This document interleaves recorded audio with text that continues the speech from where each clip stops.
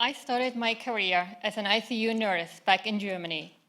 I loved working with patients, and I loved the challenges of working in such a busy and dynamic environment. But I wanted to have a greater impact in the world. So I went back to school to learn about business, economic development, and health economics. I got fascinated by the unpredictability of pathogens and started to understand the devastating impact infectious diseases can have. I wondered, is there a better way to plan ahead? That's where our work using computer simulation comes in. Oh, that was the wrong button. There are alerts every day, anytime, anywhere in the world, which may or may not result in the worldwide spread of a new disease, a pandemic.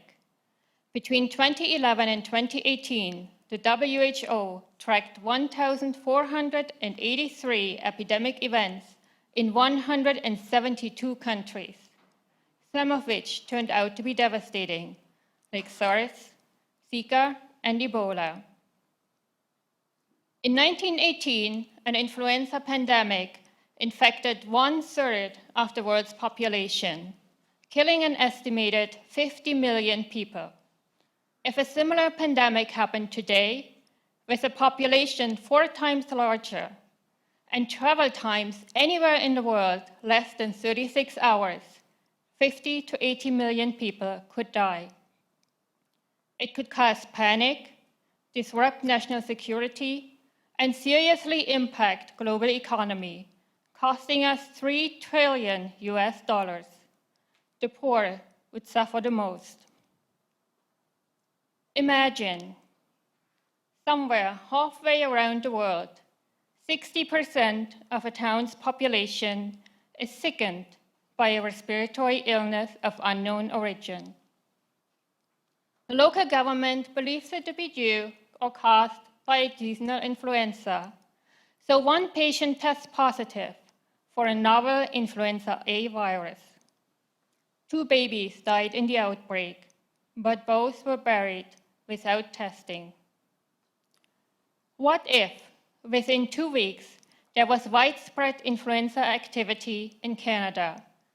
What if, in less than 3 months, over 50 countries were affected and over 600,000 people died, mostly young adults?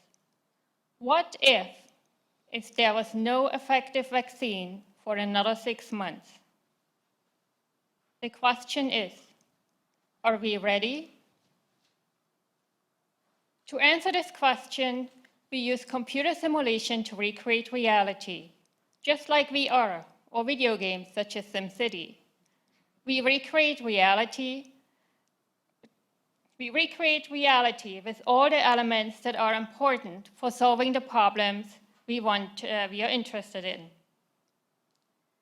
We recreate virtual populations where people live in families and neighborhoods, and there are schools and workplaces, and we tell our virtual population what they do every day.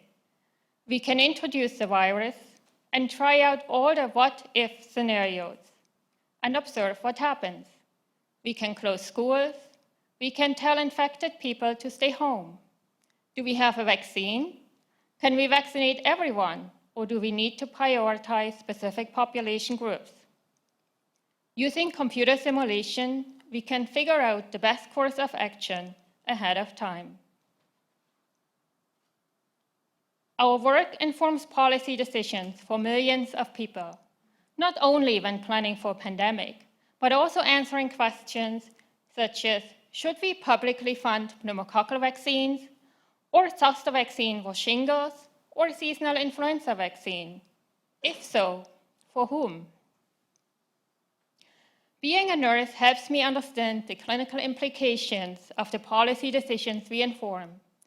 I often think about the patients I treated in the ICU, which helps me remember whom our work is for.